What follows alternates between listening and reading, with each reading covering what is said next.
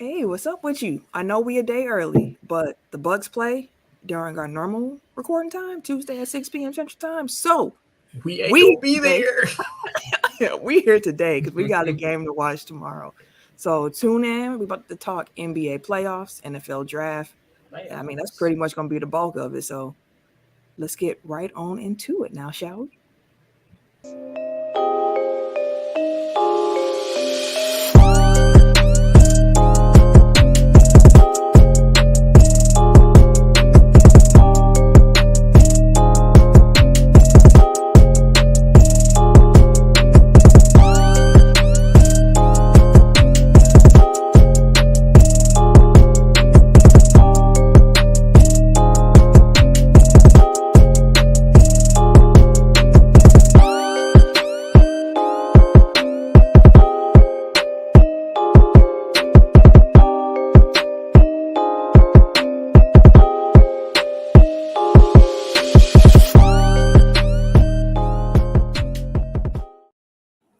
Welcome to episode 248 of Technical File, the sports podcast you never knew you needed. And it's your boy, TIMKINZ, number 3, a.k.a. Ass Ketchum, a.k.a. Mr. Give It To Me. Oh, that was a little loud. Hey, how y'all doing? I'm the Eric J. Only known as The Eric J. And I'm Camille, point guard of the crew, the real life Tifa Lockhart, the girl next door, holding it down for all the women who love sports. And it's your boy K Harris, the gentleman. The gentleman. The everyday gentleman. 24/7. Or better known as K Diddy. Take that. All right. Sport fact of the week, what we got? All right. So on this day, May 2nd, 2015, Floyd Money Mayweather defeated Manny Pacquiao on points in a 12-round world welterweight unification fight, which shattered all financial records for a boxing match. It was also the most boring sporting event I've ever witnessed. Just a whole bunch of nothing. I didn't mind it. I mean, Floyd ran literally the entire fight, but that's how you get down. That's shit. You gotta hit him. You gotta hit him. The fight itself was fun because we watched it as a group. Like, I had an enjoyable experience, but the fight itself was trash. Big boo-boo. Trash. It's also The Rock's birthday today. May 2nd. It is. Happy birthday, The Rock. Dwayne. Yes, the people's champ. It's also my niece's 16th birthday, so happy birthday to her as well. Happy birthday. Reminder, folks. Tech File Overtime. That's our second show. So you can get Tech File 2 times a week. Tech File Overtime is exclusive to the TGN app, the Good News Radio app. So go on over there. Listen to us there every Thursday at 7:30 p.m. Central Time. That's 5:30 Pacific Time. You can catch the show only there through the Good News or the Tech File YouTube page. So only 2 options to catch that show. Unlike this one, we can catch it everywhere. That's exclusive. So make sure I go check that out. This week, we will be discussing some of the postseason teams that have been sent fishing, talking about what they need to be doing this offseason to, improve for next year. So make sure y'all check that out. And as always, if you can't catch the show live, you can always catch the replay on the Good News Radio app or on our YouTube page. It's always going to be there. So make sure y'all check that out. Oh, and if you haven't, subscribe to the YouTube. Like up the stuff on there. Please. The game that needs a name. What are we doing this week? My idea, which I'm going to get out real quick if we do, is NFL players that were drafted last week. I will be out secondly. I wouldn't. You don't even know who you picked? I mean, yeah. I know the first year. Okay, I'm cool with that. No, bro. I'm gonna win. Hey, as we say every week, you say bring your suggestions. I'm gonna keep mine up here until it get picked. So movies? I've thought something out already. I got sports movies. The other two don't do their homework, so I'm gonna say MLB teams. Just keep it simple. Can you got any other suggestions? Otherwise, I'm picking MLB teams. MLB teams, cool. Let's do it. Boy, we better not lose. Y'all better, yeah. I'll be the first one out on this one. Hey, so. All right. What order? let's keep the order we've been going in. So Tim, Eric, Ken, then me, just in a circle that way. In case you're not familiar, the game that needs a name. We come up with a topic. For example, this week, MLB teams. We each get about 5 seconds to answer that. If you don't, you out. We just keep going until there's one person standing. And you can't repeat. No repeats. If you repeat, you out. All right, Eric. You over there cheating? You lay down like a motherfucker, ain't you? Oh no, I got to Wait, I'm in the wrong square, ain't I? Tim's supposed to be in the upper left. Oh, you know what? You show right. Temple's be first. Go ahead. Oh, the Brewers. Let's start it out. White Sox. Braves. The Cubs. Red Sox. Cardinals. Diamondbacks. The Twins. Orioles. Rays. The Cardinals. The Yankees. Marlins. I said Cardinals. Oh, you said Cardinals? Damn, Yeah. I thought you said something else. What did you say, Tim? Marlins. Rays. Mets. Wait, didn't she say Rays? I said Mets. Oh, okay. Damn.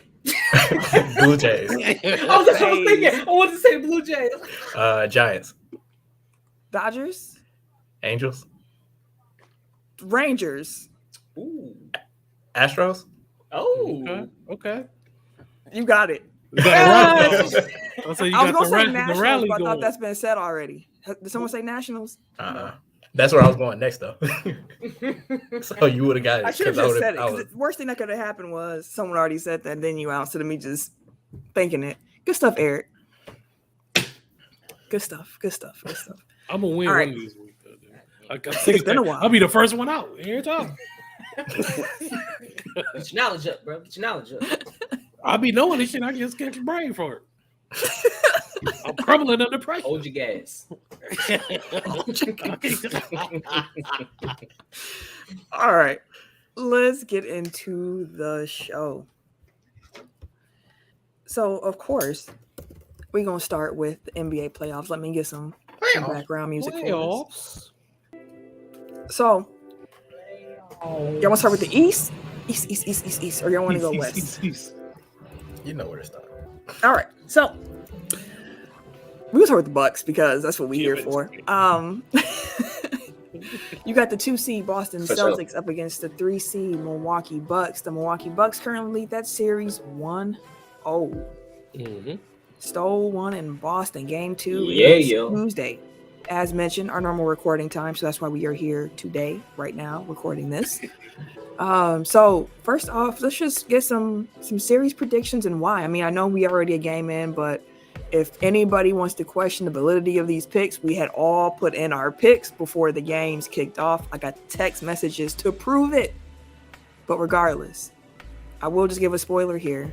All 4 of us were on the same accord with who we had winning this series. So who wants to talk about it first? Eric holding up the 6, Bucks and 6. I can go since I'm the new Bucks fan. Look at him. I'm so proud. No, okay. First of He all, wants to just beat him. Let me go ahead and. Look how happy he is talking about the Bucks. This ain't doing nothing for your bandwagoning reputation. Hey, that's a Nate Buck fan. You good in how mine. about bandwagon?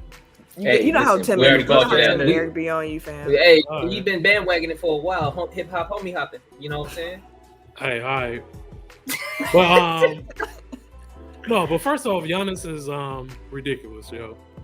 I don't know. Like the more and more I watch, the more and more like I pay attention and like really like watch what he does. Like it's like no, you can't say that he's not the best player in the NBA. And like it's literally like clear cut. Like watching, I was like, "Oh, this dude literally does like the triple double that he got in this game was like ridiculous." Though It was a bad like game. what 12? Wait, he had what 24, 13, and 12, right? That sounds about right. Yeah. Like I don't know. This first of all, the team is fun to watch. I love watching the Bucks. I love Chris Mid game too, even though he's not. He's out this series, but Boston looked like they just had no clue what to do. Like from jump. Like as soon as they came out there, they was just like they just got hit in the mouth and they just couldn't recover. So I don't know. It was a good fun. It was a fun game to watch. And it was Hey, good it happened in Milwaukee. Boston. Always fuck Boston. Except He for got the double baseball team, instant. apparently. Yeah. Huh? I said except for the baseball team, apparently. Yeah, that's it. Yeah, I was gonna say that's Milwaukee ain't Brooklyn. No. The Yeah. defense is quite different. Mhm. Before the series kicked off, I actually was texting these gentlemen here in our group chat, and I was sitting there like, I'm thinking about this series, and what version of the world do you see the Bucks winning? Like, how do the Bucks win this series? Because when I was thinking about it by myself, I really could not see how the pieces fit together.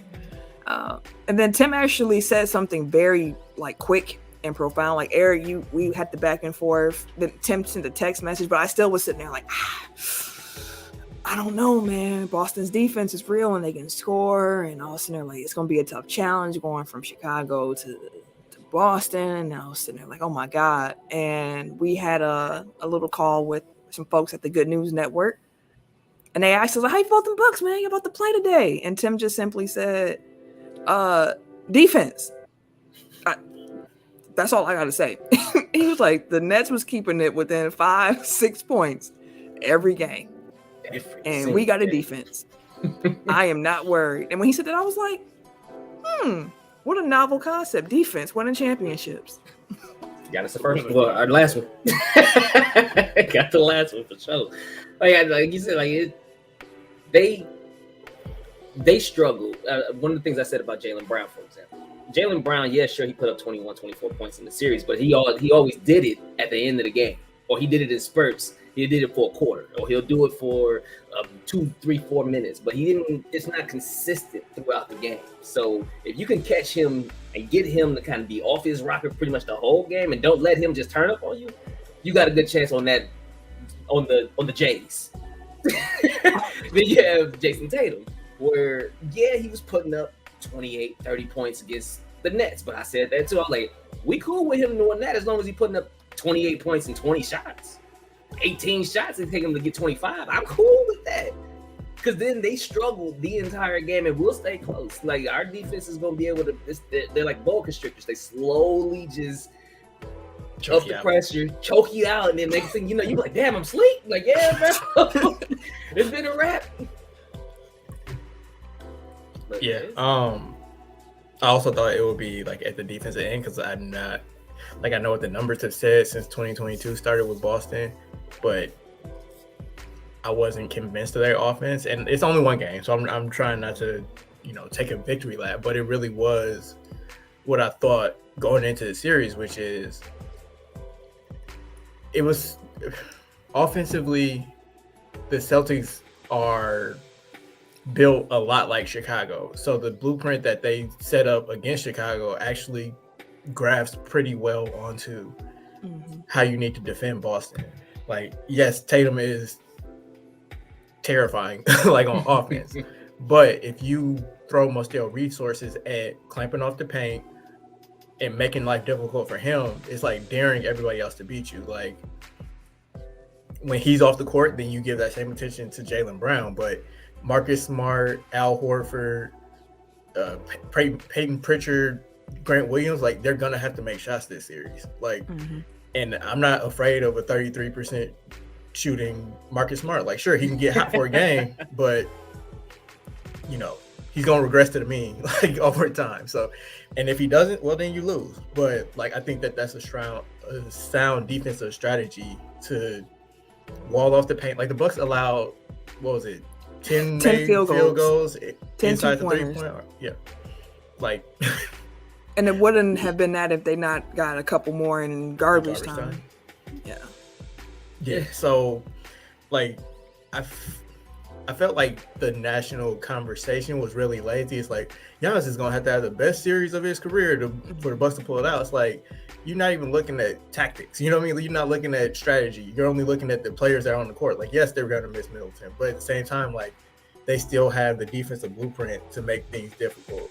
They still have like ways to exploit Boston's defense to an Yeah. extent, like to score enough. Like the Bucks live in the mud. Like they're comfortable here. They're molded by it. Okay, Bane.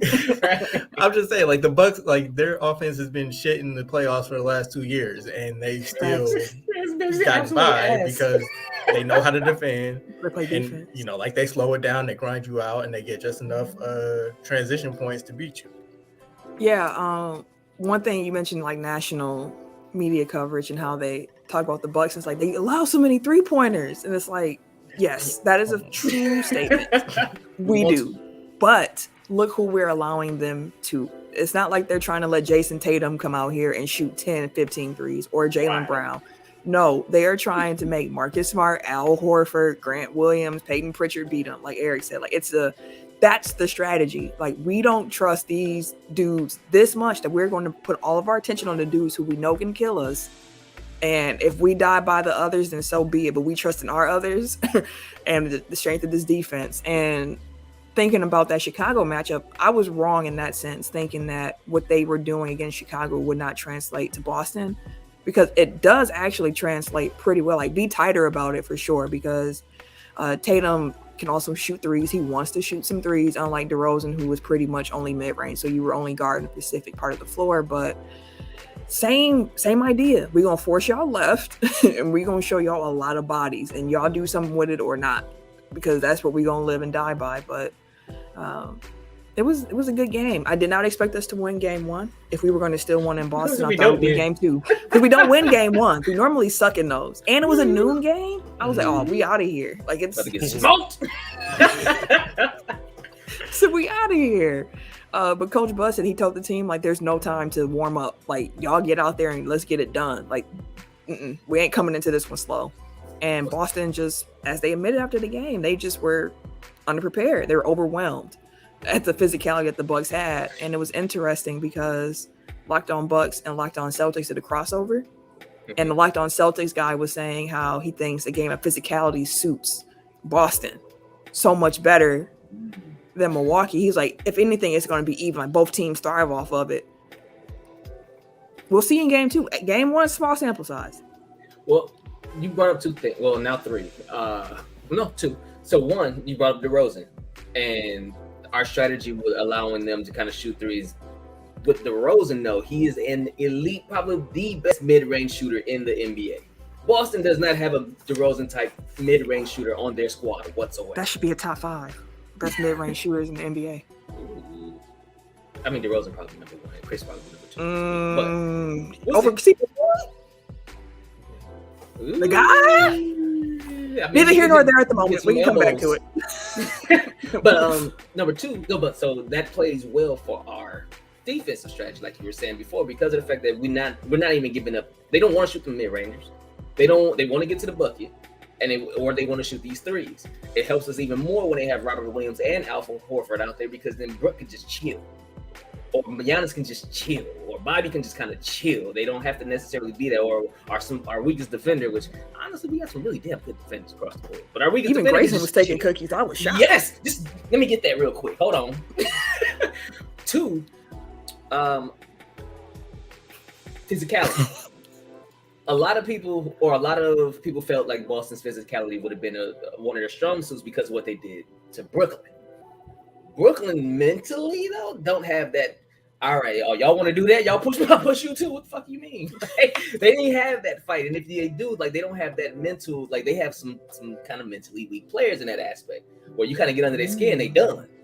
Boston is kind of that way too. If you can get under Jason Tatum's skin, you kind of get out of there. You get under Jaylen Brown's skin and Marcus Smart. Like you can really fuck up. And Marcus Smart start being dirty. He'll start falling even more. You got when Jason did he ever Tatum. stop being dirty? But I mean, it's kind of like the Chris Paul thing. Chris Paul, he'll have his moments with him when he's frustrated. Then he'll start like nut checks and shit like that. Like. Wait, can I stop you real quick? Speaking of, when Robert Williams got kicked, boy, they didn't want to call timeout for that man for nothing. My man was up and down the court holding his shit for 3 possessions. I'm like, damn, so my man's up the court holding his shit, yelling at Jason Tatum, call timeout for me, goddamn. He in my man's ear, call timeout. They're like, damn, fuck it, goddamn. Commercial break. Shit.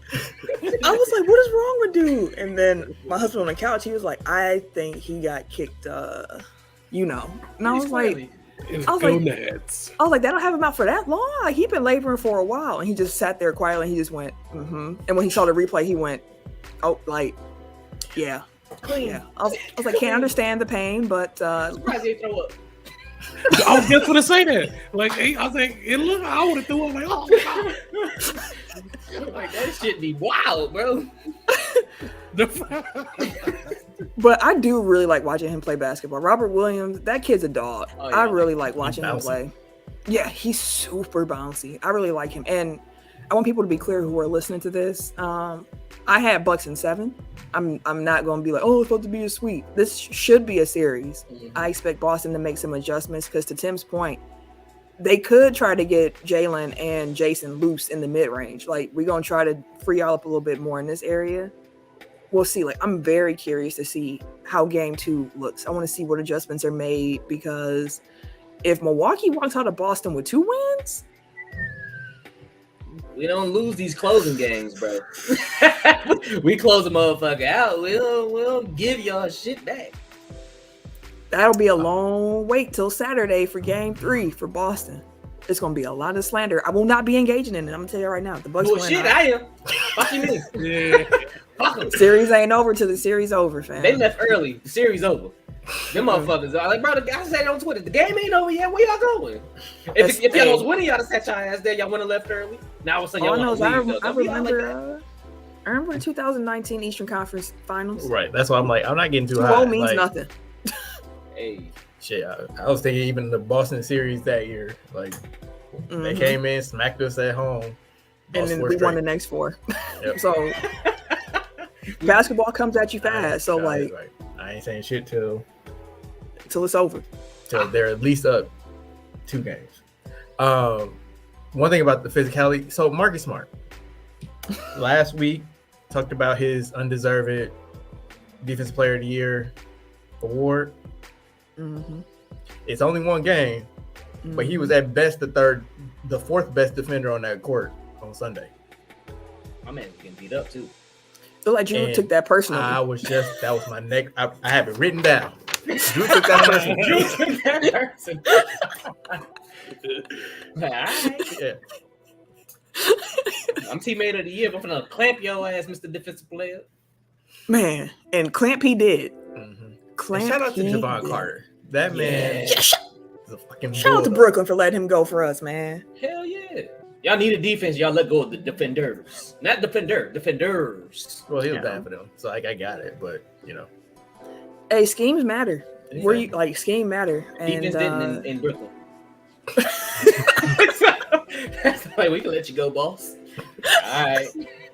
The 6-foot dude, This man? like, he ain't gonna help the Nets. He wouldn't have helped the Nets in this series they just had against Brooklyn. But in the scheme with the Bucks, where you playing sound team, we can play some team defense too, and you know everybody around you is locked in and they talking and hitting their rotations. Even though Grayson Allen, I'll be looking at Grayson like, boy, if you don't rotate over where they telling you to rotate. It was at least twice. At least twice I saw them literally like, go! Man's open in And the he corner, still like, ran the why wrong you way. weird, I'm like, bro? boy, listen, Grayson, they telling you your rotation behind you. Rotate! We ain't trying to hear He that. know what he there for. He there to shoot. He ain't there to hold defense. all right, Jabari. But yeah, that series has been fun. Any other closing thoughts on Bucks Boston before we move on to Miami Philly? Fuck, I just had one. Bucks and 6. Yes, always. Let me It's pull gonna up come the to me. You can predictions. keep on. Let me pull up the predictions. You remember what y'all Bucks predictions were? Fuck Bucks and and 6. 6. Yeah, but Fuck you mean? Y'all did. It's the only way. Okay. Even if It we was, know okay. we'll sweep them, it's Bucks and 6. Here you go. All right. Oh, that's what it was. National conversation. So Ah, again, coming into the series, it was all about, you know, Bucks don't have Middleton. They don't really have a shot unless Giannis. Now it's it's funny because like a couple different ones have given like completely different things for like what Boston needs to do. Like one dude's like, Boston needs to just embrace all them 3-pointers. Like they need to shoot more. I'm like, okay. okay. The others are like, well, they just made bad decisions. It's like they were kind of forced into them bad decisions. Like, sure, Tatum and Brown were bad independent. Like part of it was Bucks defense, and part of it was I don't know what the fuck Jaylen Brown was on. Like, but Tatum, he said his hamstring was fine, but it looked like he was laboring at times out there. 7 turns. I mean, some of it was like decision making though, which That again too. like is forced by the Bucks, but some of it is just like he chose to attack on a 1-on-2 fast break. It's like you don't have the numbers. Like, why are you going at Brook Lopez? Like that don't make sense. Hey, like, bro, come on now. But like Jason Tatum, like I think that was much more so defense because like they threw all their attention at stopping him and like not letting him get off and forcing him off the ball. So like people are still trying to like rationalize like, well, I had Boston going in and they can do these simple things to make it better. It's like I don't think the Bucks are gonna only allow 10 made field goals from inside, from 2-point land, but I think that the strategy is still going to be that going forward. So unless they can find a way to kind of unless they can make enough shots to pull the Bucks out of a deep drop, I don't think that those avenues are really going to be there because it's like Marcus Smart and Al Horford and Grant Williams can hit 23-pointers, which I think they damn near did in this game. Mm-hmm. And the Bucks still aren't going to defend them any differently. Like, even if they lose a game, it's like, well, do it again. Mm-hmm. Yeah, because keep in mind, too, the Bucks started the first half. They were 10-20 from three, and then they finished the game like 12-34. Like, the Bucks got cold from three in the second half, and they were still able to pull out that victory because... Goddamn, Wes Matthews. Hey, get off Wes. We told you about hitching your wagon to Wes Matthews, making these open threes. I had faith in my man. My 6 threes, bro. You hit one. I know I counted at least 4 wide open. He in my living room and shit, wide open. Still can't hit shit. I'll sit here in my living room. That's how they get you, brother. Like they dangle something that seems very attainable in your face when in reality, ain't no way to shit. I was like waiting to 5. I do have one last point with this series I want to say before we can move on, but I'm interested to see how bodies hold up over the course of this series, like thinking of physicality. Like Marcus Smart looked bad out there. The shoulder stinger looked like it hurt, but the fact that he's been dealing with a quad, I did too.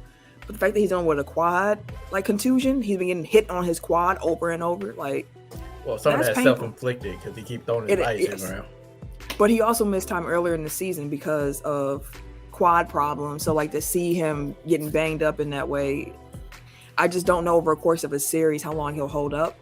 Same with Al Horford, where it's like Al Horford had a good game one, but similar to what we talked about with Chris Paul, where it's like, hey, you might get a dud game in there in between time because it just takes a little bit longer to recover. So I'm just curious to see how some bodies will hold up. It was interesting hearing Giannis. Yeah, it was interesting hearing Giannis say like he doesn't feel right if he don't feel beat up after a game. Like he's like, I welcome it. I look forward to it. I want it. I was like, you psycho. Give it my ass, old bitch. Whoop my ass. The good days. Good times. Good old days. But yeah, I'm just interested to see how that holds up. But I will say for the Boston side, them having off the amount of time that they will between games 2 and 3 should probably do them good. So I expect a very rejuvenated Boston team when they get here to Milwaukee. Miami and Philly, you got the number 1 seed Miami Heat up against the 4th-seeded Philadelphia 76ers. Miami currently leads that series 1-0. 76ers star Joel Embiid did not play in game 1. He ain't going to play in game 2. Maybe he'll be back game 3 or 4. We'll have to see because he has a broken face. That's crazy. For the second time. Maybe he'll throw the mask back on. Yeah. He's hooping with that That's mask. what they're saying. He's currently in concussion protocols. So they expect for him to clear that, around game 3, game 4, and then they're going to check out that right orbital fracture and see if they can just put a mask on so he can get back out there with his torn ligament in his thumb to keep playing through. He called it too. They interviewed him after the game, and he was just like, "Yeah, I think he broke my face." And they was laughing off. They was looking like, "Wait, really?" He was like, "Yeah, I think he broke my face." Then all of a sudden the report came out like, "Man, Like he broke his face. he broke his face." Did y'all see Doc kind of defending the decision to keep him out there? Doc defend everything. Doc is a He defensive. So let me His just defense say is this. trash, but he's a very defensive guy. In case y'all weren't aware, Joel Embiid got injured when the game was already out of hand. It was less than like right under 4 minutes in the fourth quarter. And the argument was like he shouldn't have been out there in the first place. It was up, Doc, it was of up 30. course. Doc heard that and did not like. He's like, "Hey, what you mean? The run had just happened." What you talking about? Everybody else do it. You see other teams in the league, you know, they be having their play. I'm like, bro, that is not a good defense. Like, the minute he said that, I'm like, come on, Doc. Like, we don't give a shit about what nobody else in the league doing. Your star player was in the fourth quarter on a game that was well out of hand. Well, the starters was in here. I don't give a shit. Well out of hand, bro. Like, they wanted to score 30 and 4. No, and if they did, y'all deserve to take that L. It's the playoffs. It ain't like everyone matter. Like I get it, but at the same time, it's just that coming on the heels of the Orlando team I had that lost a 3-1 lead. They were just trash. Like what? And then Chris Paul was hurt, and then the bubble was the That was bubble. my fault. I own the bubble. Nobody It's like, want to blame. Nobody want I to can't point the blame on nobody else. That was me. He's all right, bubble. All right. I wanted them to play. They didn't want to play, so you know I'll take it. But I mean, But the even bubble was mentioning weird. that it was in the bubble, like that was kind of like remember it was the bubble. That was kind of weird. So, But okay, I guess if you want to blame me on one, I'll take that one. I'll take The weird one. Go I'll ahead. take the yeah. weird with the one-off anomaly. The one-off. I bet you ain't gonna lose in the bubble again. My God, the point is y'all was up 3 games. Y'all had elimination games with all these teams, regardless of how you want to shit on the Orlando squad with Tracy McGrady. No matter how you want to talk about Chris Paul getting hurt, y'all team went 0 for 27. Like, y'all lost that game. I mean, the 3-1s are bad, but like he's lost a number of 3-2 leads too, which aren't as bad, but at the same time, like that's 2 chances that you have to close it out, and you don't. Mm-hmm. So, you know, maybe it's unfair criticism, but at the same time, it's very like it's the facts. Like it's what happened. Like, you can explain it away however you want to, but that's been the case. Like you can tell he's under stress, and maybe Embiid getting hurt like kind of saves his job, because I feel like if they flamed out in the playoffs again, like they ain't getting rid of Harden and they ain't getting rid of Embiid, so He might have caught a lifeline, like you said. All 4 of us have Miami winning the series. Everyone has it in 5 except for Eric, who thinks the series will go 7. Well, that was before Embiid got hurt. I didn't know Jimmy was playing today too until the game started. I was like, "Oh, Jimmy in the game." Jimmy said he was going to play. It's Kyle Lowry. He the one we probably won't see for a while. Coach Spo said that he's making progress, you know, but it's uncertain when he'll be able to play in this series. That hammy's giving him a problem, but honestly, he could probably rest this series and they'll still be able to win it. So they was talking about it during the game, saying that I was watching a game earlier today, but they said it during the game that he said he feels like he's good and he would play today if he wanted to, but it was one of those, the coaches got to save them from players from themselves. He's like, so he probably does feel good to himself, but they just gonna sit him just to be honest. So like you said, even though he may not be as injured anymore, they probably just like, we'll save you for the Eastern Conference Finals just in case, like if they need to. If he had to come back to say game 3 or 4 because they tied it up or is up 2-1 or something like that, I could see it. But if not, they probably will sit him the rest of this. Yeah. Before Embiid got hurt, I still was like, Philly should win that series. Once I heard Embiid was hurt, and I'm like, he already dealing with the thumb stuff too. Like, it's just too much. It's just too much at this point. It's unfortunate. But they miss him though. They was getting offensive boards like crazy. He's their star. Well, that too, but I'm thinking about I was watching the game early and it was pretty close. But one of the biggest differences is Miami kept getting second chance points, because they couldn't the boards. Like they got bodied, but they don't. At one point, I think Tobias Harris was the biggest dude on the court. So they started DeAndre Jordan, so that should tell you like what their big man room is looking like. Yuck, vomit, throw it up, gross. He didn't look terrible. It's just Don't lie to me on this camera, man. He didn't. The difference played hard and had to cause some contact, and then mid shot he just turned it into a lob pass, and DeAndre came out of nowhere. I was like, damn, where the fuck did he come from? It was a nice play. I'm about to look up his box score. I don't even know what that box score is, but I'm pretty sure I know what it is. It was tough. PJ Tucker had a pretty decent game too. PJ Tucker is being PJ Tucker, man. Yeah. He was, Okay, DeAndre Jordan. Okay, 17 minutes, 2 rebounds, 4 points. That's better than I was expecting. That's low key hella minutes, yo. 17 is a lot for only 4 points and 2 boards and 7 feet tall. But Doc don't know why he losing 3-1 leads. I thought. Giving that man 17 minutes to do 17 shit. minutes, he got 2 boards and 7 feet. Tobias Harris at 6'9" was the tallest dude on the court at one point. At 7 feet, you should have more than 2 boards. And you around the rim 90% of the time. You ain't never at the damn perimeter. So what? Well, I saw somebody say like they have him in a deep drop and he still isn't protecting the rim. So He also had 2 blocks. He did. how many layups scored? I know it's not in the box score. I'm just saying like this. Hey, I'll reach you the full box score. We can move on. 17 minutes, 2 for 2 from the field, 0 from 0 from 3, 0 from 0 from the free throw, no offensive boards, 2 defensive boards to bring his total rebounding total to 2, no assists, no steals, 2 blocks, 2 turnovers, 2 fouls, negative 22. Yep, on sounds about the right. night. So, Philly's gonna lose that series, but in the West, we got the. You know what? We'll come to Phoenix last as they're playing as we record this. We got the Memphis Grizzlies, who were the 2 seed, up against that 3-seeded Golden State Warriors. Man, Golden State leads that series 1-0. That game had it all, man. Draymond got ejected in the second quarter. Where do y'all stand on that? Where do y'all stand on that? I thought it should have been a flagrant 1. Yeah, that's definitely not a flagrant 2.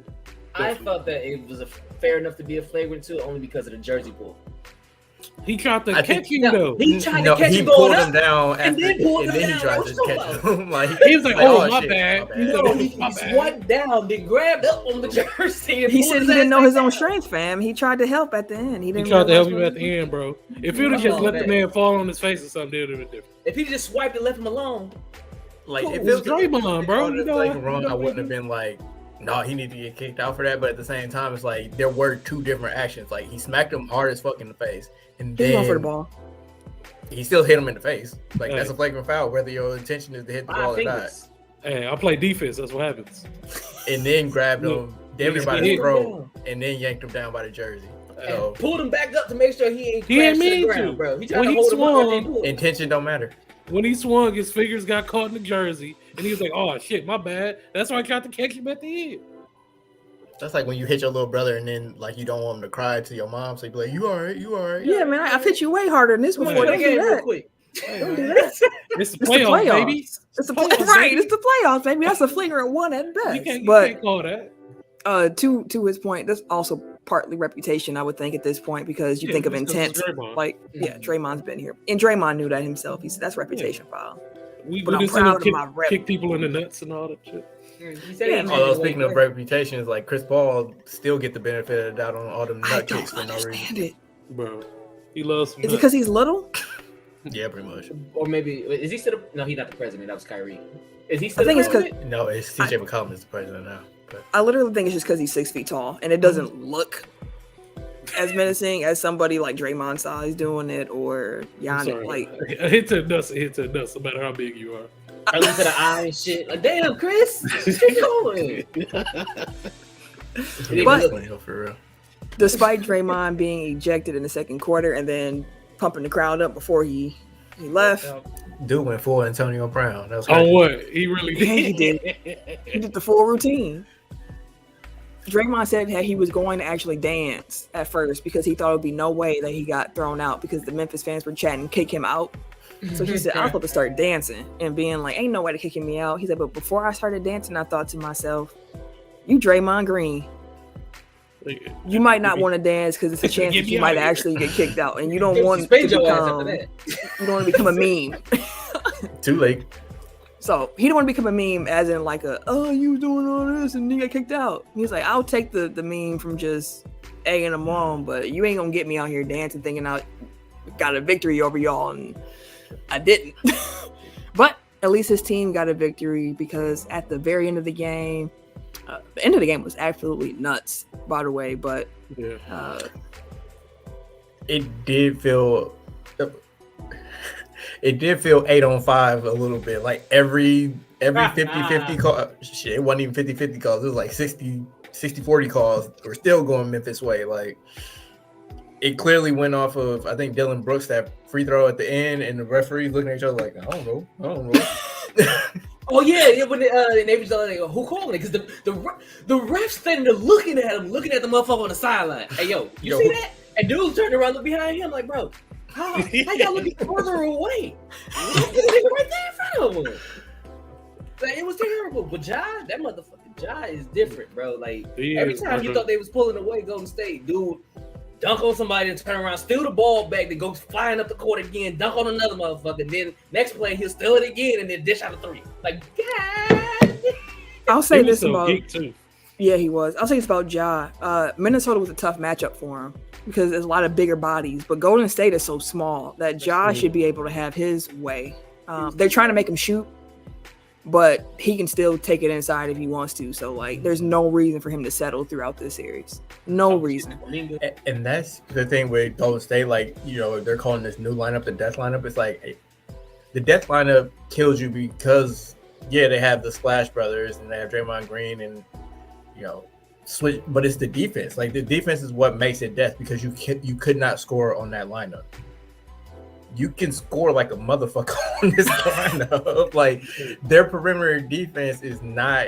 I mean, like, you know, if Draymond gets switched out there, like, sure, you have perimeter defense at that point, but you have Poole, Steph, and Klay Thompson. Like, they were hunting Klay Thompson down the stretch.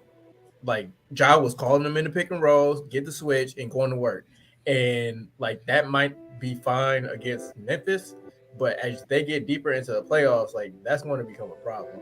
And, like, I'm glad that Klay is Klay on offense, but Klay is not Klay on defense. Lost a step there. Yeah, for sure. I mean, I was happy to see him, like, the IQ kicking on the very last play where he was like, there is no way this ball is not going to end up with Ja without, like, being in Ja's hand. Like, I'm about to peel off here, and I'm going to just keep tracking you because I know what's about to happen. So it was cool. It was also cool seeing Steph get a block to help seal the game and talk to his brother. I locked that in the shop. I was like, oh my God, if you don't get your ass. I was surprised Klay missed both of those free throws though. I was like, he really missed both free throws? I was like, oh, who hit the BW3's button? He in the commercials. It might have been him. Right. That's a fact. No, like that shit was wild, but like I said, it was like you said, at the end of the game, it was just every time back and forth, or a call would go one way. Golden State Steph hit a step back. Wait, he had a step back three that he thought was gonna be in. He had ran up the court on one of them towards the end of the game because halfway there he was like, oh yeah, I got that. Turned his ass up. Came off the ground. I was like, oh no, bring your ass. Come on back, play some defense. Like it felt better than it looked, buddy. Let me ask y'all this though. How do y'all feel about that Warriors starting lineup where they took Looney to the bench, Poole off the bench, and they just started Poole because they was like they started GP, Gary Payton, for that defense on Ja. I get it in theory. I'm not sure how I feel about the results. Like, the Minnesota matchup was difficult a lot because of Pat Beverly. Like, they have like a pit bull, head of the snake type of, you know, like that type of defender. If you start the new death lineup, or even if you start like their traditional lineup, they don't have anybody for Ja unless you give in Draymond that assignment, which you don't want to do. So, right. Like, I get it in theory. I just don't know. I mean, Ja was hitting shots at the beginning, so it wasn't as effective as it could have been, I guess.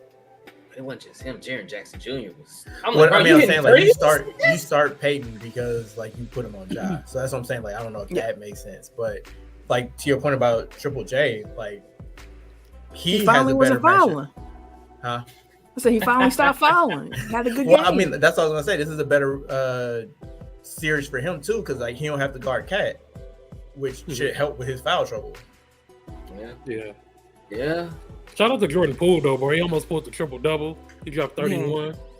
Like, He showed The up. confidence. Yeah, like he doesn't.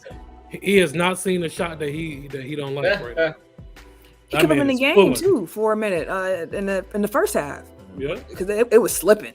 It was slipping, and Jordan came in, hit 2 back-to-back threes, and said, "Nah, I'm cool." Because everybody was in foul trouble. He said, "I got it. Don't worry about it. Don't worry about it." So I was looking at an ESPN stat yesterday after the game, and they were saying Ja Morant and ESPN stats and info said Ja Morant and Jaren Jackson Jr. are the first teammates in Grizzlies playoff history to each score 30 in the playoffs. And I think Jordan Poole made it. They were the youngest 3 players to hit 30 points in the playoff game in the same game. Like, yeah, it was the only time in NBA history that 3 22-year-olds or younger scored more than 30 points. 22 or younger, bro. That's That's nuts. Hey man, future is bright for the league. Yeah, that's great. We've been saying it. We have been saying it. Give it to me.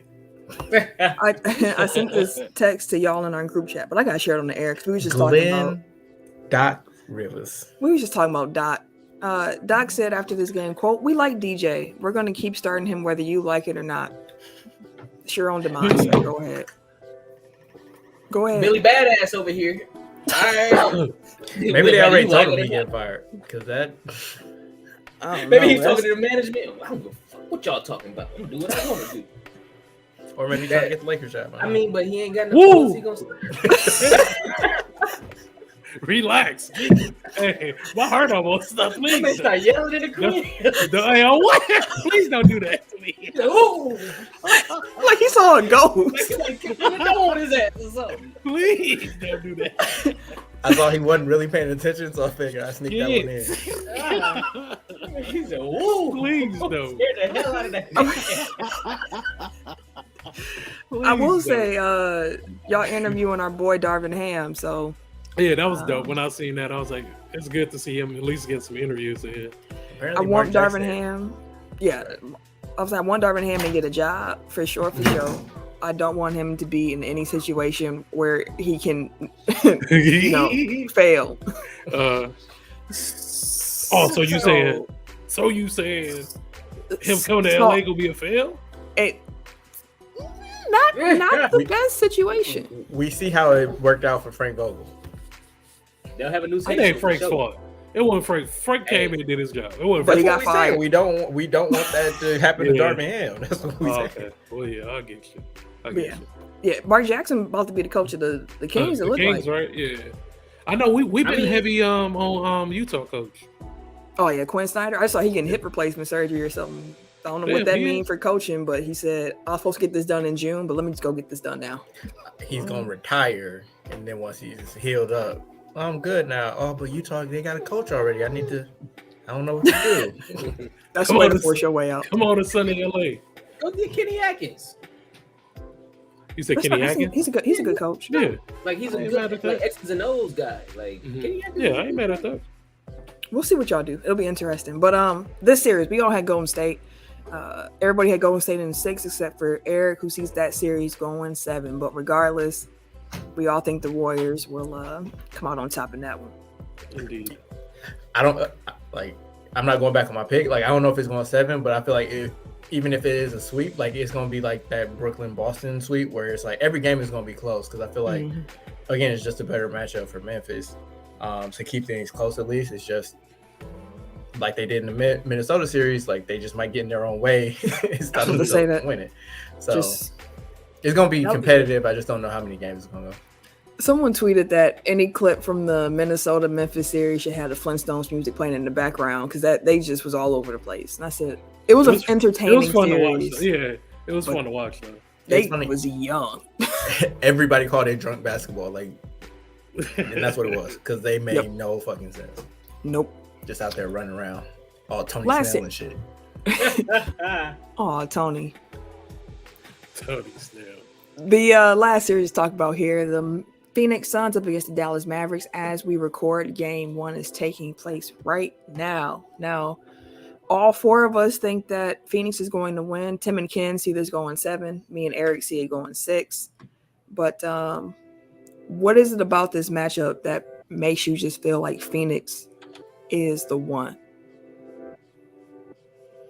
I feel like Phoenix's team altogether. Like DeAndre Ayton is gonna be a handful for the Mavericks, but also they have like defense across the like they have good defenders, they have great wing players, they have the point guard. Like there's Dallas is Luka and a bunch of shooters. It's not like it's Luka some shooter 3-and-D players. It's Dallas, it's Luka and a bunch of shooters. So it goes come down to the defense again. I feel like Phoenix to go ahead and just slowly push them on out the way. Like it'll probably be some good games and stuff like that, but I feel like at the end of each of those games, for the most part, unless something wild happen, they'll keep it close until probably like in the third, early fourth, and Phoenix will probably just slowly pull away in each game. Like I think Phoenix is going 7. I feel it'll go 7, but I think the Phoenix wins would be like more so like blowouts, and like Dallas wins would be like scrappy. Like they're gonna scrap and get them, but they'll stay. They keep fighting. But it's like when Phoenix win, it'll be convincing. Whereas Dallas, where you're like, damn, that was a good ass game. And it's funny you say that too, because Jason Kidd himself was like, in this matchup, this ain't Gobert and Whiteside. Like these guys can actually put the ball in the basket. Like our big's gonna be tested. We can't have that same game plan. And I said, 1, wow, but 2, you right. You ain't wrong. Fuck him. You right. But to your point, Tim, I just don't think Dallas can punch hard enough, long enough against Phoenix. Just to put it like very simply, like I just don't think they got enough guns to show up to this fight and pull it out. Luka do some magical stuff, and the Mavericks have been playing some defense, but like I just feel like the Suns pose a little bit too many different matchup problems for them that Dallas ain't gonna be able to overcome over the course of a 7-game series. You're looking at 4 to 7 games of Jay Crowder and Mikal Bridges. Like, good luck. Yeah. And everybody's starting to buy into the full court press joints. Shout out to the Bucks. I think Drew made that a thing since last year. But shout out to Jose. But there's teams who, because like even the Philly game, Gabe Vincent was trying to pick up Harden full court, or PJ Tucker picked him up full court, and like I feel like a lot of teams are more so, even though it's really taxing on your players to play that way. But if you have the players or the personnel to do it, and you have enough bodies to switch and continue to do so, teams are going to do that. And I feel like Phoenix is going to be one of those squads where they're like, all right, we got Bridges on you for this one, and then we got Crowder on you for this one, and then we'll probably throw a Cam Johnson out there on you for just kind of give you a different style.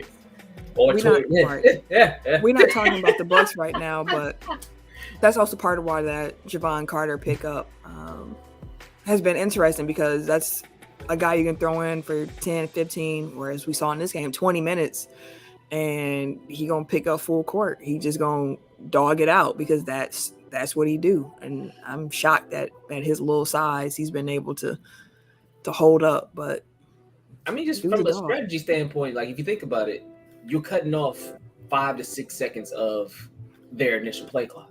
Mm-hmm. So by the time you come down there, you starting your plays and your sets around 14 seconds.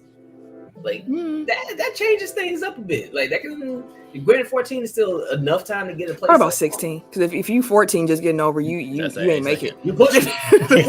They call it. You ain't make it. NBA, they'll give you that. No, they won't. No, they don't. They don't. That's a turnover. But again, they're taking enough time off the clock for you to be like, okay, well, we walk through this or this, that, and the third. Like it kind of messes up your set a little bit or speeds it up. So I mean, again, well, it either speeds you up or it cuts down on the amount of chance that you get. So like if you get into your offense at 16 seconds, you probably have time enough to run 1.5 actions. So like if your first option ain't there, like you already are under the gun for the shot clock. So it's smart strategy. Again, like it's taxing and you kind of have to pick and choose your spots, or at least like have the bodies to be able to sustain it. Which he never admitted it, but I think that's why Drew was smoking so many layups in the finals last year, because that man was exhausted. I'm tired as hell. So I would he finally admitted it more recently, where he was like, it was in his interview one-on-one with Marcus Johnson. I don't know if any of y'all watched that on YouTube, but he was like, He's like, my wife, of course, I came home and she's like, you need to shoot better. And I'm like, I know, but I'm tired. Like, I'm playing defense. And he was like, if anything in my game is going to suffer, it's not going to be my defense. Like, that's where I will always put my energy first. And whatever else come from that. But defense first. And I was like, especially when you got Giannis and Chris Middleton, it's like, I don't have to bring my A game. But I was gonna say, like, he probably want to kiss Javon Carter in the mouth because, like, now he got somebody that can come in and give him a break. Actually, speaking of defense, Jeff Teague was not that last year. No. Oh no, Jeff Teague was the reason why we lost to Atlanta. Motherfucking Trae Young was lighting his ass up. He kept him out there. Bro, pull him out the game. Nope. I remember, a little too long a Teague. But we can move on. But I was saying, speaking of defense, to go back to Philly, because I was thinking about what I was watching earlier. At one point, they were playing a 2-3 zone. They were playing a 2-3 zone at one point against Miami, and it's actually pretty effective. And then Doc went away from it. That's when Miami started taking off. But at one point, they were playing a 2-3 zone, and I was kind of shocked. They played a 2-3 zone against Toronto a little bit as well at times to switch it up. But a lot of NBA teams, they ain't going to stay in the zone longer than they have to. Losing everything else, you might as well. You get in a fucking trap, whether they like it or not. Right? Damn. Jay Crowder just Draymond. Nuts. I was gonna say he just Draymond Luka. He's one to do that too. He's one to do that too. Bad. I thought he was hurt. Then started grabbing down, received the replay. I was like, shit.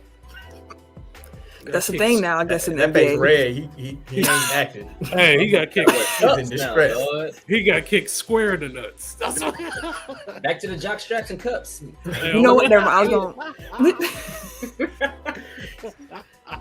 I used to hate them shits, by the way. A lot of cup checks on this episode. It really is. It really is. It's been the most since that Hard Knocks episode. Was that Dallas? Neither here nor there, though. But before we move off basketball, I do want to shout out the WNBA. That season kicks off on Friday, May 6th, with the Chicago Sky hosting the Los Angeles Sparks. Claim your squads now. Oh, you already know Sparks all day. I go with the Aces. What you mean, big nigga? I've always rocked with the Sparks. He has always been a Sparks fan. I thought you switched up when Candace went to Chicago.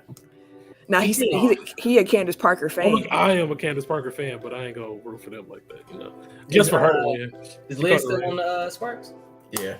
Yeah, yes, sir. Looking amazing in the Sparks uniform. And she feeling confident too. Yeah, she cook. She said we coming for everything. She ready to cook.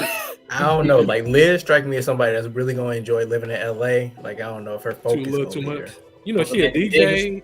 She be DJing on every weekend. She out here living life. Oh, I need an invite to one of her sets, brother. Her shows. Yeah. I'm gonna be cheering for the Sun again because they re-signed my girl Courtney Williams. So it took them a minute, didn't it? Because she had the incident when her girl was talking about the fact that they had her and some teammates that jumped people outside of a club or something like that. I was like, girl, why are you talking so much? They got away with it. You're too loud. You're too loud. Why are you telling this? She's on her live like, it was so funny that time. Face like, what the fuck? Sound like Tim out here just snitching on this. Just snitching on himself. Like I ain't telling them what you talking about. Hey, I gotta say this. We've been doing this for a while now. Tim, you have gotten so much better. He really has. Put information in because I got older. I got started. Older. They may find this shit. I gotta chill up. Because you go back to some before episode 100s and it was just like we'd be looking at Tim like, dog. Like, remember that time we was on the show and Tim started telling the story, and then after he got done, he go, actually, no, don't tell the story, don't tell it. He's like, no, it's cool. I'm gonna just not say names. I'm gonna just be more vague. Then came he got to the end. At the end, he went, no, dude, you gotta delete all that. Delete all that shit. If that came out, bro, I might be delete all that shit. Before we was live, so we had to grow up. We had to grow up a little bit. We had to have some editing behind the scenes because sometimes it just. I know Duke used to be mad at us. He was so good. He was so happy when he had to stop editing. Really, like, man, he used to edit plenty. Y'all had to let it fly. Yeah. Okay. Oh, that episode is hilarious. No more beeps. Oh man, I let Lisa hunt it off In the first 10 minutes. Listen to No More Beeps. He said the first minute. First 10 minutes, my God, like it's world record. Kent's eyes lit up. He said, "What? What?" And then I think the next episode was Seth, wasn't it? The next episode? Oh, that episode. No. Seth was on there before. He ain't been back since. Because it was the most bleep He that ain't been we back ever since. had in the episode when Seth was on. He reached his limit. He said, throw the pen and shit. I think he like to throw the pen down. I'm like, bro. Like, come on, man. Oh man. Listening, like y'all really pushing it right now. But NFL draft took place over this past weekend. Now, if you've listened to Tech File before, you know how we feel about drafts. We always say you can't judge a draft until it's been a few years, so we ain't gonna give you no grades. You're not gonna say who won, who lost, because no one knows at this point. Everything that we're judging at this point is potential.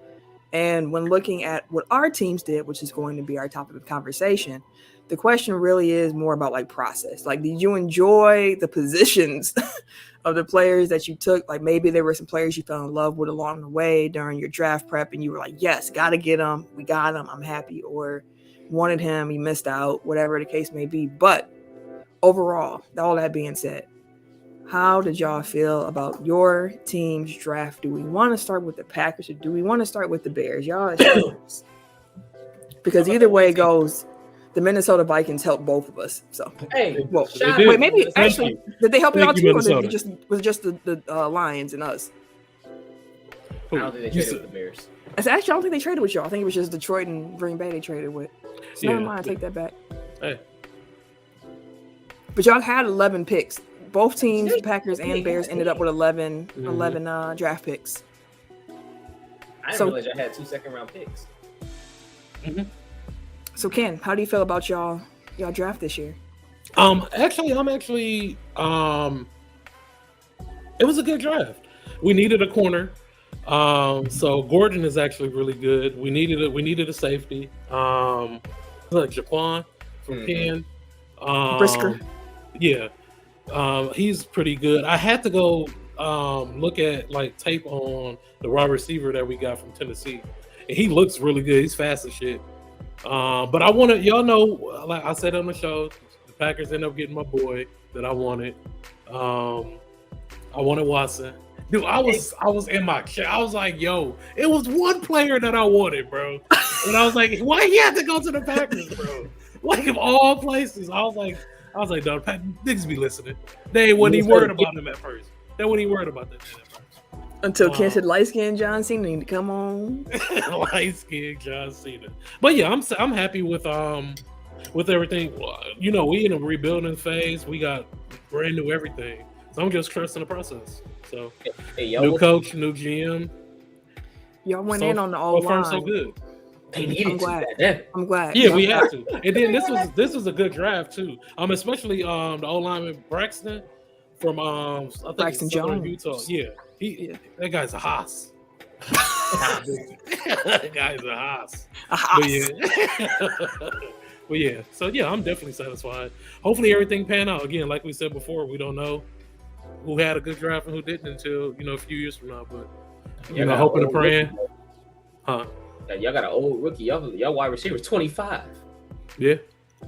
Hey, don't discriminate. Season B. Listen, you drafted for youth. Your wide receiver gonna be one of the oldest cats in the league in the next 2 years, bro. Hey, he's seasoned. Thinking like that is how Malcolm Brogdon and Herb Jones end up with second-round picks. And then you be like, they're 22 still. No, they weren't. No, they were like 24 or 20. Brogdon was 24, I believe. Was he? Yes. Yeah. That was part of the problem. Age, I think. I liked him though, but I don't like none of the Bears players, so that's it. Hey. The lifespan of the NFL player is different than an NBA player. Like, if you drafting a 25-year-old rookie in the NFL who typically only make it through their first contract, like, didn't he make it through his first contract like every other young rookie that don't pan out? Either you do or you don't. The same shit. But are you willing to give a 28-year-old or 29-year-old a 5-year, 30 million a year, 20 million a year? Say he pans out. If he good, yeah. If he pan out, then it work. Exactly. Yeah. That's why he a third-round pick. He ain't no first round. Teams draft for basically that first contract. Like, anything beyond that is gravy. Yep. It's a bonus. I get you that. Packers. And just to close the loop, go ahead. Malcolm Brogdon is less than a year younger than Chris Middleton. Just put that in perspective. Anyway, I don't know what the nigga He said, how old is that? I think Chris is 30. Chris is 30. Brogdon is 29. Oh, okay. And Chris Middleton's been in the league since 10 years, 2012. Yep. Yeah, Jesus, this is year 10 for him. Year 9. Malcolm Brogdon, my play cousin, drafted in 2016. So tells you a lot. Packers draft. I just want to get this out because it was Packer fans going absolutely crazy on day one when the Packers did not draft a wide receiver. Like we mentioned on this show, I was like, just please don't force it, and I'll be happy. They did not force it because there was a run on wide receivers early. 6 gone at pick 18. Pick 18. We're not even 20 deep, and it's already 6. We good. We ain't going. We good. Apparently, the Packers did try to trade up to get into that rush because the Packers only had 6 receivers with a first-round grade. As you can imagine, those were the 6 that were taken. And once they were off the board, it was kind of like, okay, we got a lot of defense here. Just do something that can help us out. And the process, I'm like, I like it. Getting the linebacker, cool. Quay Walker, he could be a dog. He has improved every year. He's played football. Cool. Get Devontae Wyatt. Cool. Big body in the middle. I'm happy. Then you go the next day and you get Christian Watson because you trade up, which wasn't overpay. We'll admit that. A definite overpay, and we probably had to overpay because we were trading within the division. I get it. But if he pans out, it doesn't matter anyways. And then after that, the Packers did what the Packers do. Got some linemen. Got another wide receiver who I think Romeo Dubs is a code name because they don't like it to be pronounced Dubs, but it's Dubs. So I like that. And they got some dudes who could be players on special teams. So that's good. I just thought it was funny. Like they still refuse to take a first round. Like I get why they didn't, but it was just like I was kind of rooting for them not to, just to see, because I like chaos. And also it was chaos. But also, like they kept saying it during the draft broadcast, it's like the Packers have had success drafting second round wide receivers. So it's like it don't matter. Like it does. Like I get it, but they just drafted a Hall of Fame wide receiver in Devontae Adams in the second round. So man, they're doing. I saw people were just losing it. Like I saw somebody who's like, "Thank God the Bucks can draft," and I was like, "When did y'all get the notion that we could?" What? I love the Bucks too, but let's not lie here. Right, but it's kind of the opposite. Like we draft like shit on the Bucks. Like, and the ones that we hit on, we haven't kept past the rookie contract outside of Giannis, so I don't really know what else to tell you there. Where did y'all get this from? I don't know, but overall, I was happy. Like I said, like we'll see how they turn out. But I saw a highlight clip from George Pickens. That man's a dog. That's the only other receiver I was like, give me Pickens or give me Watson. But then I was like, dang, we drafted 2 dudes from Georgia already. We probably ain't gonna take a Georgia receiver too. Like that'd be crazy. Team got drafted. But I was just saying their whole team, that squad called though. 15 players. Their whole defense got drafted in the first 2 rounds. Yeah. That squad called. And the one that fell, Jermaine Johnson, like he was at Georgia before he went to Florida State. There was someone else who did that too, a wide receiver. He had transferred to Ohio State from Georgia. Jameson Williams. Was it Williams? I'm almost sure it was Jameson Williams. Hold on, let me. No, he transferred to Alabama from Ohio State because it was Olave, the one that went to. That's the one that went to. I'm about to look because it's gonna bother me right now. It was somebody and then Williams, like they were like the top 3 pass catchers for Ohio State the year before, but Williams had transferred. Yeah, Oklahoma or Alabama. I don't remember which one. Some of the team. Camille, he was asking you. Oh, I think it was Jameson who had went to Ohio State ahead of time, and Chris Olave had made sure to stay and watch him get drafted afterwards. I thought it was a Georgia one too, but it might have just been Ohio State I was thinking about. But the clip I saw of Pickens, like he got in a fight with a dude from Georgia Tech and like slammed him into the wall, like the end zone wall. Like, I mean, he made some nice catches too, but it was like the fight. I was like, okay, Big boy. So yeah, you know, He wants to I make enjoyed some the ass. crap out of it, bro. Like I enjoyed our draft, at least the first couple rounds for sure. Like we was talking in the group chat, and I had a little run for a second where I was predicting picks too. Like it I was sitting at home, kind of predicted something. What the first pick of the draft after we had Walker got picked, I was like, oh, they finna pick Hutchinson. And y'all hit me up. Are you just spoiling picks? No. we didn't know what you was talking about. You just said who they was picking. Right, but that's why I had to explain. Like, no, this is just how this is finna lay out because Jackson. But yeah, this is just how this finna go. Like, and then after that, I was like, okay, this makes sense. That did not make sense. Like, Derek Stingley going number 3. That was wild. I had fun with the draft. Like I said before on the show, like I won't pretend like I was looking up people ahead of the draft. Like it was draft day on the apps. Let's see who is who, what's going on, what's the story. And really, honestly, the funnest part was just the group chat, just talking through picks and figuring all that stuff, being excited, laughing at Ken, you know, all that type of stuff that we do when it comes to Packer Bears relations and all that good stuff. You know? Yeah, like NBA draft, like I go full draft nerd. Like I know every pick. Like I know what's a good pick, what's a bad pick, like who is supposed to go where, like all that stuff. Like I really study the NBA draft. NFL draft, too many players. I learn of them dudes when they get picked, and it's like, oh, okay. His tape look good, or his tape don't look good. Like looking up the stories, like, oh, okay, I see. Right. Like Christian Watson dad played for the Packers. Well, he never took a snap, but he got drafted by the Packers. Nice. I didn't realize how much of a spectacle the NFL draft had become. Like they have really blown that thing up. Oh my god! I mean, I'm here for it. Everybody had a story. Fam, someone got married at the draft. I would have been in there sitting there pissed. Like, I get it, but like, fam, just tell me who my team is drafting. Especially if it's your team, the one you're waiting for, and they just up there. I promise, all my life. I don't give a fuck. Chris Angel jumping out of straight jackets. Fam, that's why I was texting y'all like day 2. I was like, why is Chris Angel here? What is happening? He just because he was in Vegas. That's why. That's his city. That was crazy. People was cutting promos. It for later, but my blow the whistle is draft pick announcement related. Did y'all see the old man? Promos. Let me not call him an old man. There was an older gentleman. Pittsburgh. That came. I can't remember. No, was it Pittsburgh? It was whoever they told to wrap it up because he was out there for a minute and they was like, "Hey yo, we gotta." Bruh. He came and tapped on. Let's blow the whistle, fam. Bruh. Oh shit, my bad. I didn't know that. My bad. Read the dot. I didn't, bro. Clearly. Did you just add it? No, it's been in there. I missed that earlier. We'll move on.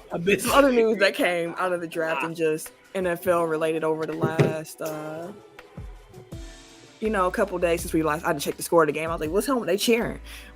See what was going on. But some other news. So during the draft, there were 2 huge trades. Like there were a lot of trades in the draft, but there were 2 involving players that were like, "Wait, what?" First, the Ravens moved to get back in the first round by trading Hollywood Brown to the Cardinals for the Cardinals' first round pick and a 4th rounder. So the Ravens came up on 2 picks to get Hollywood Brown to the desert to play with his college quarterback. Random as hell. We was like, where the heck did that come from? Apparently, it was a known secret within the NFL because I think he said the Chiefs and the Packers were both in on him. But then he said, if I can go play with my college quarterback, cool. Mm-hmm. Packers lost out on another receiver because he wanted to play with his college quarterback. His buddy. Right. Then the Cardinals, I'm sorry, not the Cardinals, but then the Eagles traded A.J. Brown. I'm sorry. The Eagles traded for A.J. Brown. The Titans got the 18th pick in the first round and used that to pick up Traylon Burks. So they said, AKA A.J. Brown. Yeah. A.J. Brown wanted to get paid. They said, not that much. So they traded him and somebody got a new A.J. Brown. Yeah. Traded him somewhere where he would get paid. First contract. To the point. We found out today that DeAndre Hopkins, Cardinals wide receiver, is being suspended 6 games for violating the NFL's PED policy. Which makes sense for why Hollywood Brown is there now. Yeah. Could definitely be some backup. Help them get through that tough division. Apparently, DeAndre Hopkins is anti-vax. Interesting. And you cheat. Well, I mean, I'm just saying, like, you worried about what's going in your body, but you cheat with the bullshit. Hey, he said that he didn't do it, but then he was like, you know what? Just see y'all in 7 weeks, whatever. I ain't even gonna fight it, bro. Y'all got it. Y'all got it. I mean, if that's the case, then did he do his research into what he was putting into his body for him to test positive? He's still accidentally. He's still researching. You know, they got a whole list of what you can't put in your body, but he researched. After the Saints were unable to land a safety in this draft, they reached back up to Honey Badger to say, "Hey, Tyron, come on through." And they reached a deal, 3-year, $33 million. So Honey Badger is back home where he from, in NOLA, New Orleans, playing for the Saints. What's the name? They lost their corner, didn't they? Because he had some legal issue or something like that. Star corner, because it was Tre'Davious White. I forgot what's the corner over there. Lattimore. Yeah. Didn't Lattimore get into some issues, or he'll be missing some games or something? Let me. I thought he just left the team, but we'll find out. Let's see. What else happened? It's late, y'all. The Bears released Nick Foles. Oh damn. They allowed people. Can't sit all right. Get the fuck out of here. Get him out of here. Hey, tis what it is. All right, that was some other news we had. And then last news piece we're going to hit on before we get into the blow the whistle that Tim previewed. MLB announced a 324-game suspension, a.k.a. a 2-year suspension, for LA Dodgers pitcher Trevor Bauer on Friday. So this has been the most severe punishment handed out under the sport's domestic violence policy. It's of course, good, but it's not enough. Of course, Bauer was like, "Hey, I'm about to appeal the suspension." He's the first player to try to contest the punishment through the domestic violence policy. But this wasn't the only woman who's accused him of such things. So we'll have to see how that plays out for him. And he missed like most of last year too, right? I'm looking them up right now. I'm pretty sure like it was earlier in the season that they put him on like the exempt list. So I think he was still getting paid. So like now he's actually suspended as his penalty. Stuff, bro. Hey man, I ain't got nothing else to say for the boy.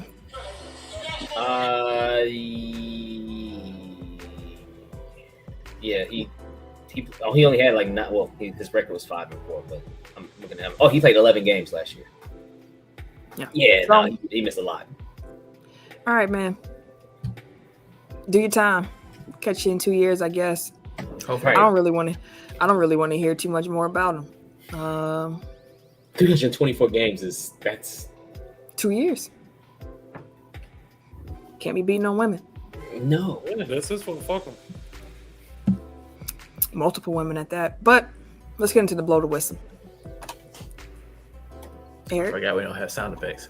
Yeah. Yeah, so Tim already spoiled it, but my blow the whistle is on Ed Marinaro. He was a former Vikings running back. As he was wanting to tell you while he was supposed to be up there announcing the pick, he was their pick 50 years ago. But he went to a full stand-up routine / storytelling endeavor when he was supposed to be announcing the Vikings second-round pick. Like he just kept going on and on. Like first he came out, he's like, "Wow, this is nice." He was like, "Yeah, I'm out here because I was the pick 50 years ago, and I mean, I know I don't look it, but..." And it just kept making like corny ass jokes. Tomato. And like people were like starting to get restless, and they were like trying to give him like sympathy laughs. It was like, "Okay, yeah, hi. Okay, tell me the pick." Tell me the pig. So that dude had to be up there for like a solid like 3-4 minutes, which feels like an eternity. Like when you just waiting for a pick. Like if I was a Vikings fan, I would have been pissed. But I'm not a Vikings fan, so it was actually kind of funny. Yeah, pretty much. So like by the end, like the stage manager had to come on and be like, read the card. And even then, he's still making jokes like, no, I won't read the card. And then like it's just. But if we finna go grab that damn cane from the Sandman, you better get your ass off this stage now. So needless to say, he will not be invited back to any NFL function. Hope you enjoyed your time, sir. Your one and only draft. Don't you get that twisted. The next announcement was the kid Miro from Jesus and Miro. I was like, he had to just come out and do the he just had to come out and do the announcement because he took all the time. He took all his time. Them speed the brakes. And then like the Miz announced the Brown second round pick or third round pick. I was like, on brand. That makes he's a huge Browns fan. That makes sense. And then Kyle Brandt from the NFL Network announced. Oh, he had a legendary. Yeah, that was pretty good. We had the chicken wing. Yeah. Buffalo wing. Right. Big ass bite out that chicken. Right. He probably had all bone too. I don't know how much chicken he actually got from that, but neither here nor there. Let's get into the both of them are from the real world, so I thought it was funny. They had like dueling wrestling promos. Wait, Kyle Brandt was from either Chicago or back to New York. It wasn't back to New York because that was mid, so I think it was Chicago. You know, I never watched The Real World. Like I always heard about it, but that's interesting. I never knew that. I knew the Miz was from there, but I didn't know that Kyle Brandt was. It's interesting. All right, take that 5 time. I don't even know what happened last week. The last couple weeks of my life have been a blur. We'll have something for y'all to vote on this week for show. But this week we're gonna have like 6 polls. Hey, we missed y'all better vote for each one. Hey, man, it's gone. It's gone. It's gone. That's how I feel about it. But what y'all had us out for Wednesday? This week we're doing top 5 binge-worthy TV shows, which I really like this because at any time there's someone asking you, what should I binge next? So like, what are 5 classic shows that you were like, hey, always good, please binge watch this? I'm very curious to hear y'all list because there might be something on it that I have not seen. So Tim, what's your top 5 binge-worthy shows? Number 5, I believe I got The Last Dance. Let me go ahead and find this out. You do. Yeah. I got The Last Dance at number 5. I know it's a sports doc, but it's 10 episodes, bro. So you can. Number 4, I got How to Get Away with Murder. That shit was great. I loved it. That was one of my favorite shows. Yeah, and it kept getting better than that. At a certain point, we was like, okay, I don't know. I think y'all may have ran out. They did a good job of ending it. Yeah, they did. It was really good. It was really good. I enjoyed that a lot. Yeah. Number 3. I second that notion. I got Watchmen at number 3. The updated modern version with Regina King. How many seasons is it? Good. It's only one.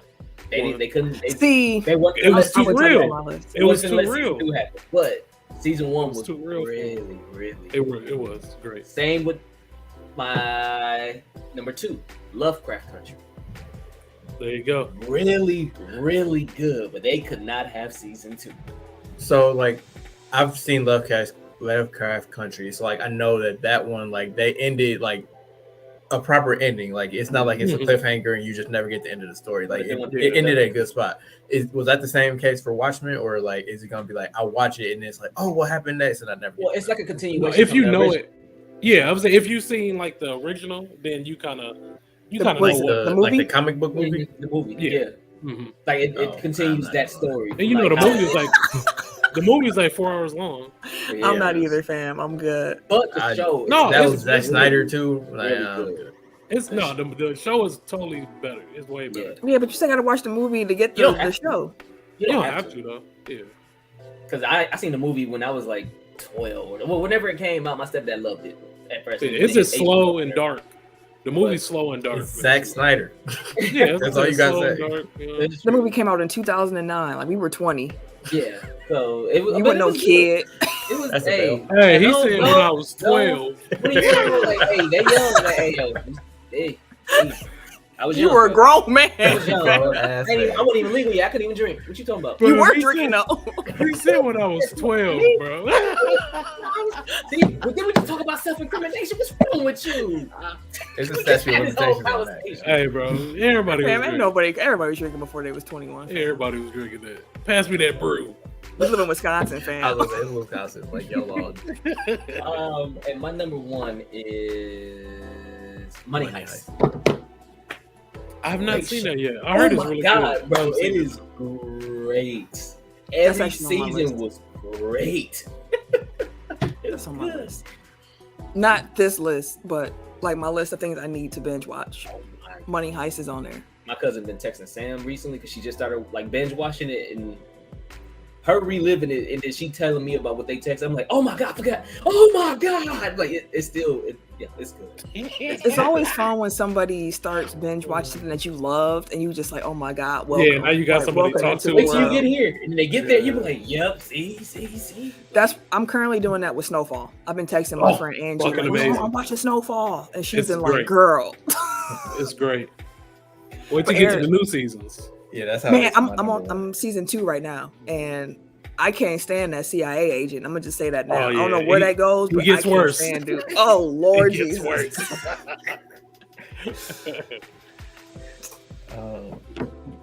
Yeah, so my list, I have no intention of winning. I'm just going with my favorite shows to binge watch.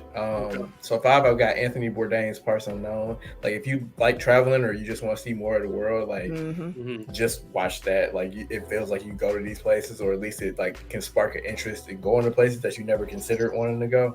I enjoy it. 4, I got Frasier. Like, a good binge gives you a bunch of seasons, so like you can go through Thank the you. story. Like, Thank like, you. y'all have Tim's these got one one season That's shows. It's like That was Which Tim. show? What show? Oh, damn near all your shows No. is only one season. half of them are. Yeah, damn near. Last No, two. Dance. Last Dance. I mean, Last Dance is 10 episodes, an hour. That's the one season of TV. Technically, That's one yeah, season. okay. Yeah, Technically. see? There you go. But yeah, Frasier. Like, That's our nighttime show. that's what I'm saying. It's a binge watch. Like, it's just something to throw on Background in the noise. background. But In like, the you kind of follow background. along and pick it up and put it down. Playing in the background. Swinging in the background. I need to rewatch Martin. That's what I need to binge watch. I need to binge watch Oh, Martin. shit. That's been on our TV too, because Sam wasn't a Martin fan, but I've been throwing Martin on. Hey, if she can get you on every now and Frasier, man, Godspeed. You getting her on the Martin. then. I'm trying. 3 is another show that I just put on to go to sleep. Essentially, I haven't watched it like a million times. New Girl. Oh, really? I've heard so much about New it. Girl's I've never funny, watched yo. it. New Girl's funny as New fuck. Girl is funny as hell. It really is. Smith. Like, you kind of got to get through like the first 3 episodes because they don't like the main character is too weird like early on, but like once they figure out how to write her, then it's Yeah. like everybody else in the Work. show is hilarious. Yeah. 2, Breaking Bad. There you go. That was Power like to my the first people. like really Yes. deep binge watch Character on Netflix. development. My God. Character development for that show. is That's crazy. one of them shows that I can't imagine like what it was like week to week, because like That's I what feel I'm like I about to would have say. gave up on it like if I had tried to watch it like early on, just like, and I got to wait another week and it's like, this ain't really doing much. But like Yeah. once it started doing shit, it You started like- doing shit. Like, For real, for real.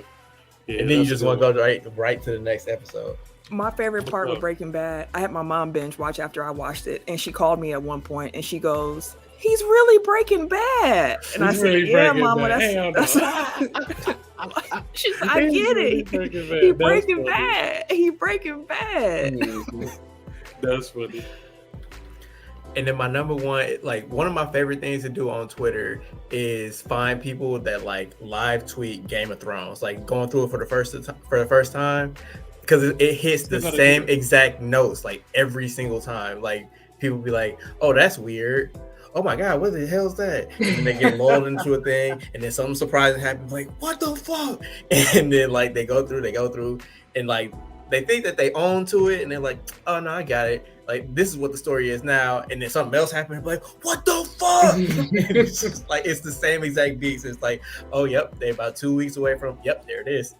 I might do that. That's what I need to get into. How many seasons of that is it again? 8. And you can't do nothing but watch that show. You can't look at your phone. Mm-hmm. You need to watch the show.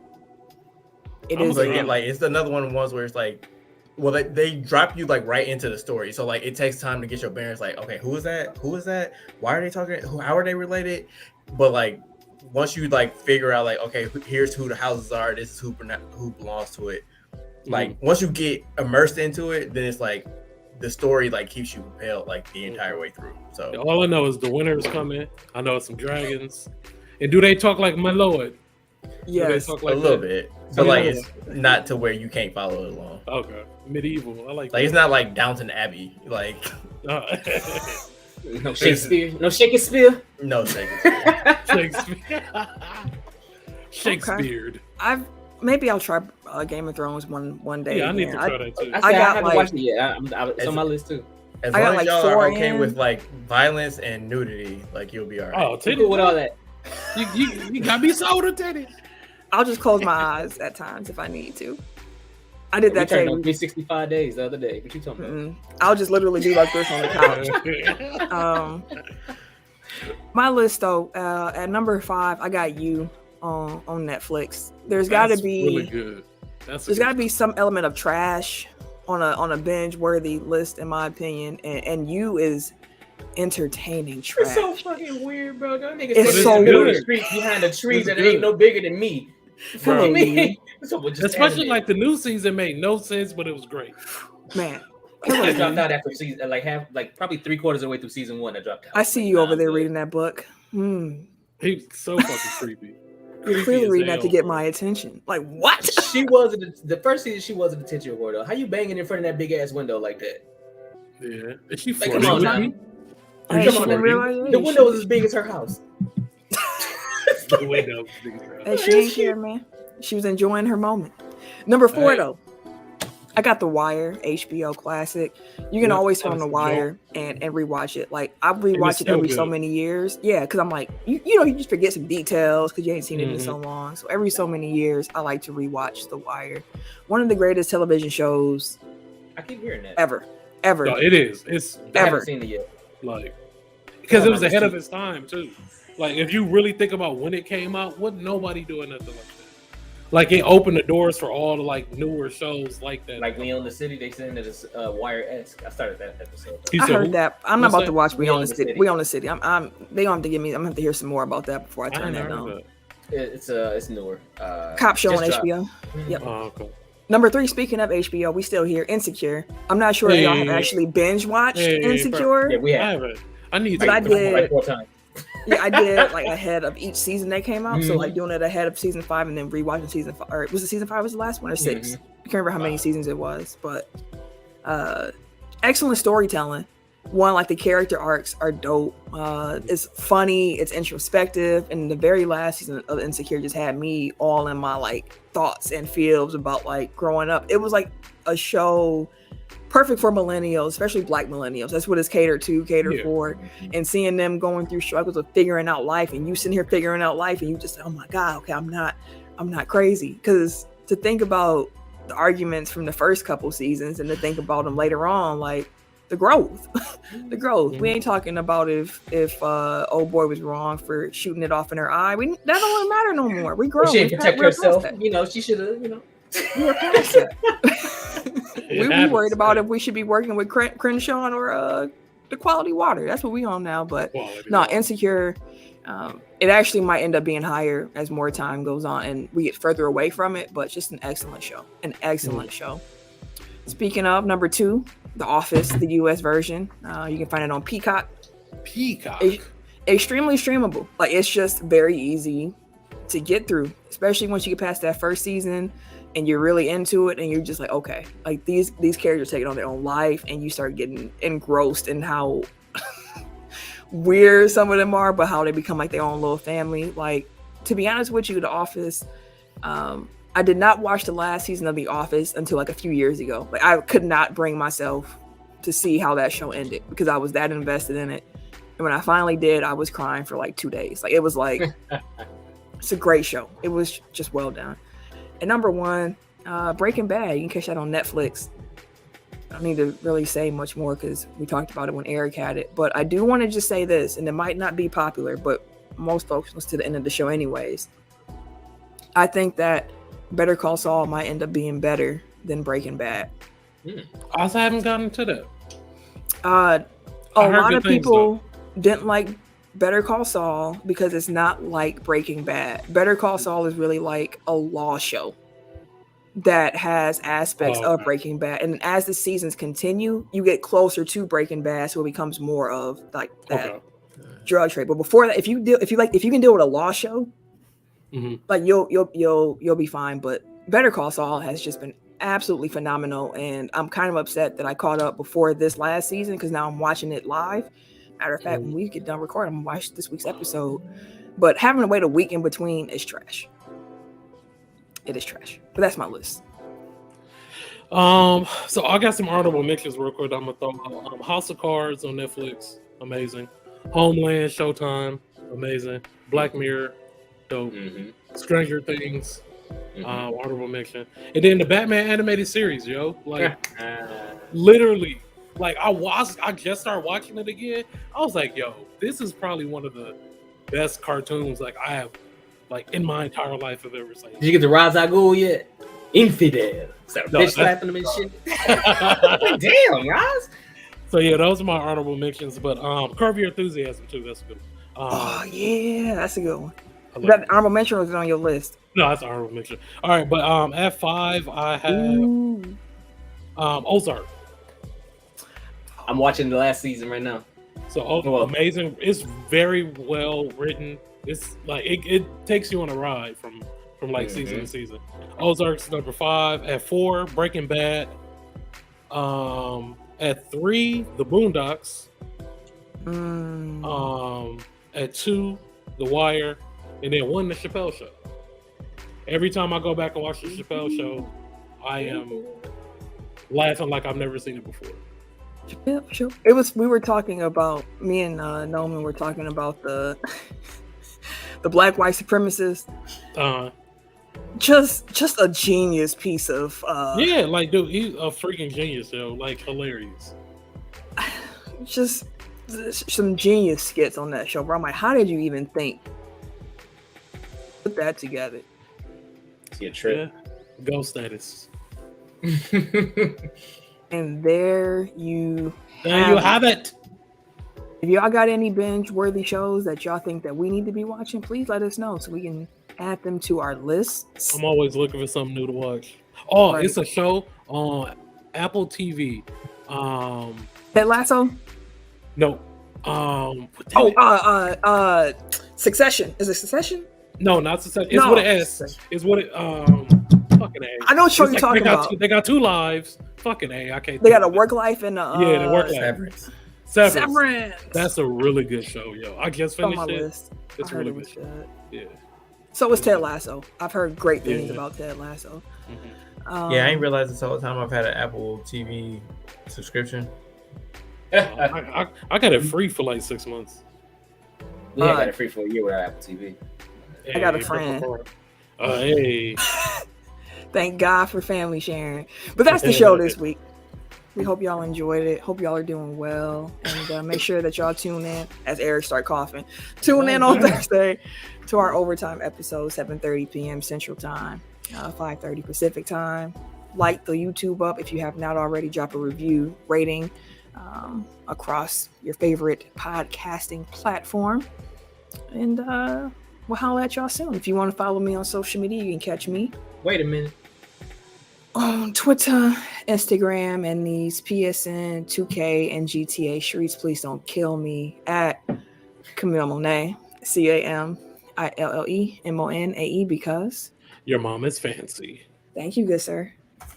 At your world champion, trying to defend this title of 1-0 on the Boston Celtics Milwaukee Bucks burner on Twitter. That's all you get. Everyday_gentleman on Instagram, K Harris216 on Twitter and Snapchat. And it's your boy, TIMKINZ, the number 3, aka Ass Ketchum, aka Mr. Give It To Me. It's late. I can't be yelling like that. I feel it. I'll holla at y'all. Bye, y'all.